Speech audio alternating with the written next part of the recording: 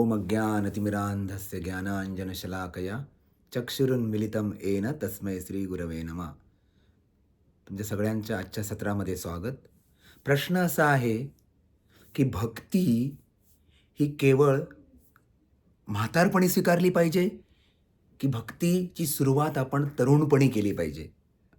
तर उत्तर असं आहे की तरुणपणे भक्तीची सुरुवात केली पाहिजे, किंवा जेव्हा आपल्याला समजतं की आपल्याला ही अपॉर्च्युनिटी दिली जाते, तेव्हा त्वरित ती स्वीकारली पाहिजे आपण.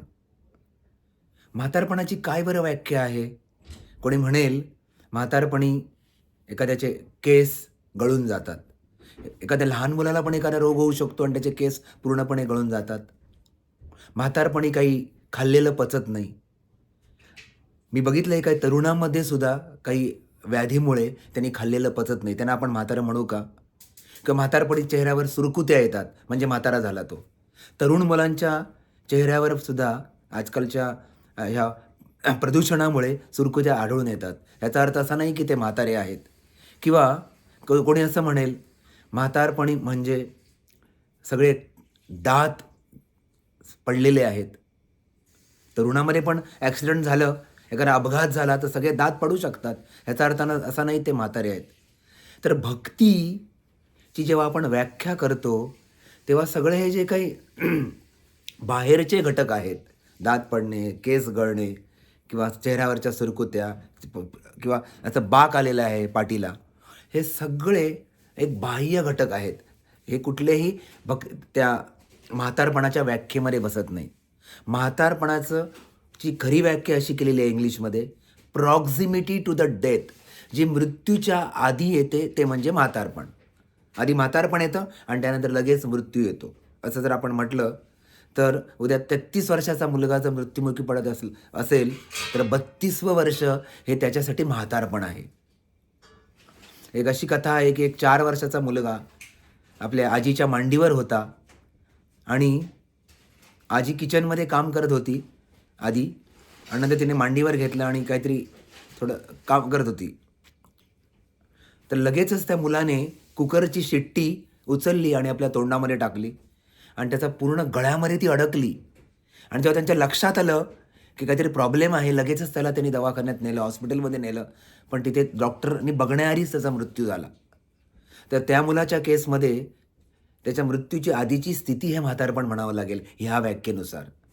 तर मृत्यू हा कुणाच्या म्हातारपणासाठी थांबत नाही. आमचाच एक असा नातेवाईक जो MBBSच्या दुसऱ्या वर्षाला असताना 22 वर्षाचा मुलगा, त्याला एका इस्कॉनच्या प्रोग्राममध्ये बोलवण्यात आलं आणि तो नियमित येत होता आधी.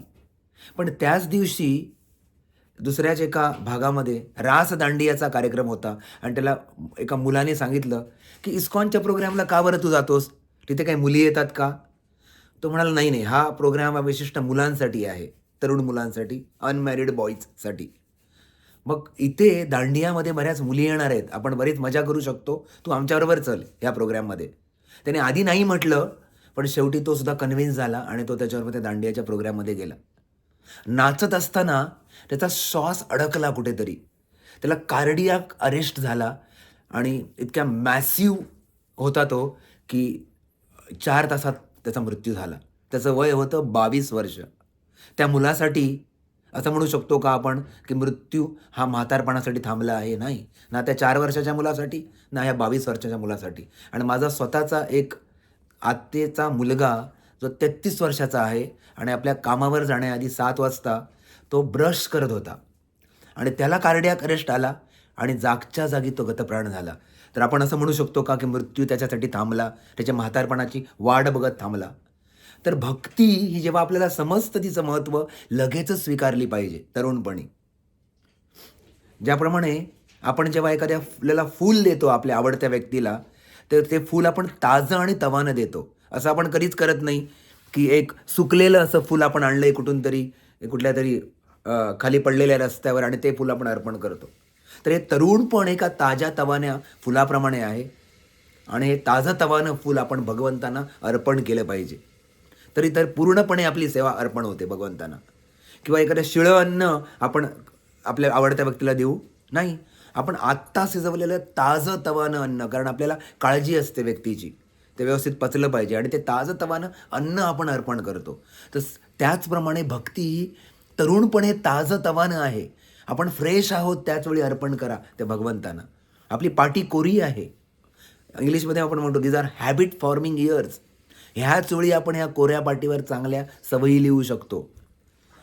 एखाद्या कुत्र्याचं लहान पिल्लू, त्याला आपण काही ट्रिक शिकवतो, शेक हँड दे, उंच उडी मार. लहानपणी शिकवलेल्या गोष्टी तो मोठेपणी लक्षात ठेवतो, तसंच वागतो तो.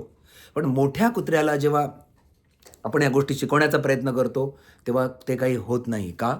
कारण त्या शिकवण्याच्या गोष्टी आहेत त्या तरुणपणे शिकवल्या गेल्या पाहिजेत. श्रील प्रभुपादांना त्यांचे काही शिष्य म्हणाले, प्रभुपाद, आम्ही ह्या अथांग सागरामध्ये तरुणपणी ही भक्ती स्वीकारली, पण ज्याप्रमाणे लाटा वर खाली होत असतात त्याप्रमाणे आमच्या हृदयामध्ये बऱ्याच अशा काही इच्छा आहेत, त्या वर खाली होत असतात. आम्ही कशा काय त्या इच्छांना रोखून धरू?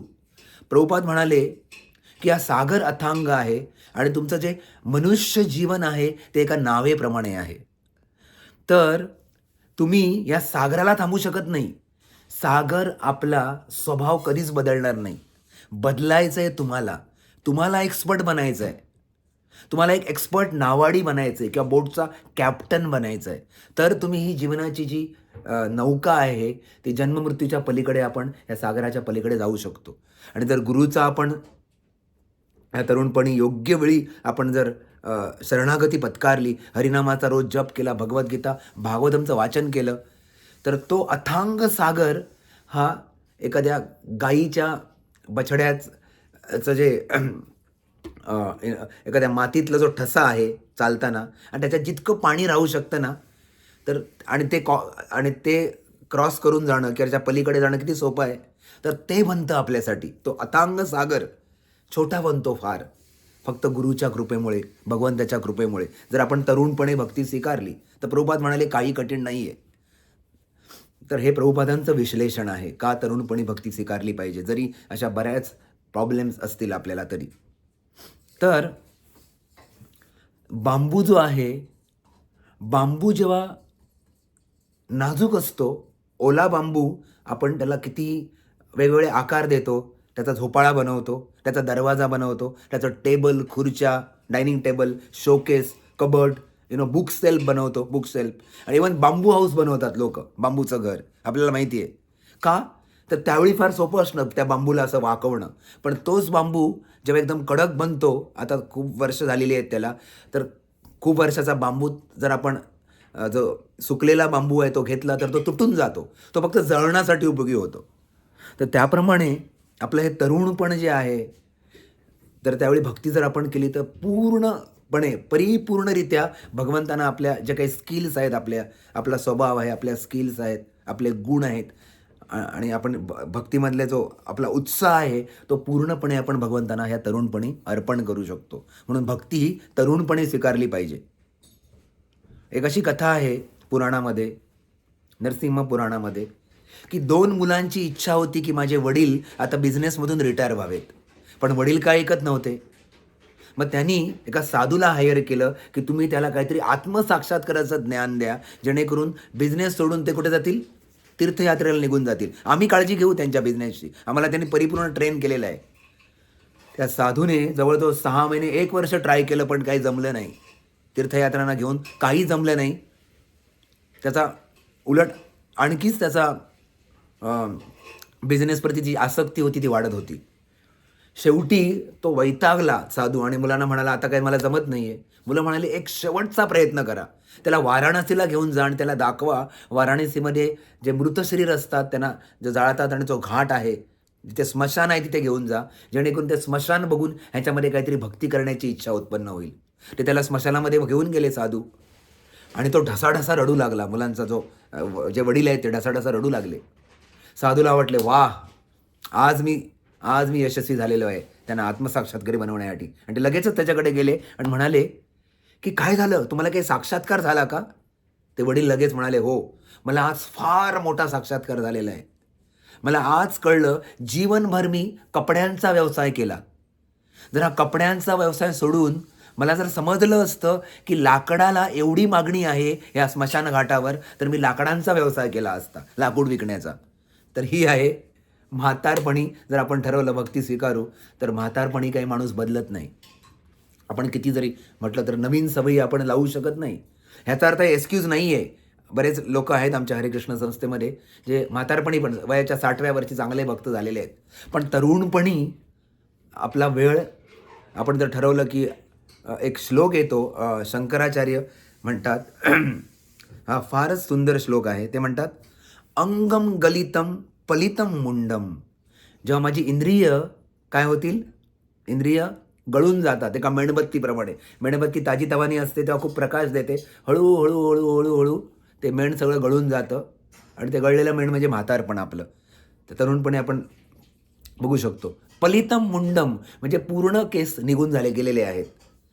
दशघना विहीनम म्हणजे सगळे दात पडलेले आहेत. जाटम टुंडम वृद्ध याती गृहीता दंडम. आता 2 पायाऐवजी मग आता 3रा पाय आलेला आहे, हातामध्ये काठी आलेली आहे. असं म्हातारपणी होतं. तथापि न मुच्चंती आशा पिंडम. पण असं होत नाही की म्हातारपणी सगळ्या आशा मरून जातात किंवा आता माझी सगळं आशा संपलेल्या आहेत, आता मी भक्तीला लागेन, असं कधीही होत नाही. ह्या जरी गोष्टी झाल्या असतील, केस गळलेत, दात गेलेत, चेहऱ्यावर सिरकुत्या आल्यात, पाठीला बाक आलेला आहे, असं होऊन सुद्धा असं कधीच होत नाही की आपोआपपणे आपल्याला एक भक्तीची इच्छा पूर्ण होईल, इच्छा निर्माण होईल हृदयामध्ये. असं कधीच होत नाही. हा मोठा गैरसमज आहे. त्यामुळे कुठल्याही पालकांनी आपल्या मुलांना असा कुठलाही गैरसमज घालून देऊ नका की म्हातारपणी करण्याची ही गोष्ट आहे भक्ती. आता अभ्यास कर, आता सगळं काही व्यवस्थित कर आणि म्हातारपणी भक्ती कर, असं नाही. भक्ती ही इतकी प्रॅक्टिकल आहे की मुलं भक्ती करणारा विद्यार्थीसुद्धा एकदम एकाग्र चित्ताने आपले अभ्यास करू शकतो. जर व्यवस्थित जर आपण मार्गदर्शनाखाली ही भक्ती केली. तर ह्या प्रकारे आपण समजलं पाहिजे, भक्ती ही म्हातारपणी फावल्या वेळात करण्याची गोष्ट नाही आहे. म्हातारे लोकं गोल्फ खेळतात, आपल्या तरुण नातवंडाबद्दल बरोबर खेळत असतात किंवा कार्ड पत्ते खेळत असतात किंवा न्यूजपेपर वाचतात, बातम्या बघतात किंवा कुठेतरी कट्ट्यावर बसून नुसत्या चर्चा करत असतात. तर असं कधीच होणार नाही की आपोआपरित्या ही भक्तीची जी इच्छा आहे ती निर्माण होईल हृदयामध्ये. ती भक्ती ही करावीच लागते. तर तरुणपणी जेव्हा तुम्हाला भक्ती मिळते, तर ताबडतोब आपण या भक्तीचा स्वीकार केला पाहिजे. हरे कृष्णा, हरे कृष्णा, कृष्ण कृष्ण हरे हरे, हरे राम, राम राम हरे हरे. धन्यवाद.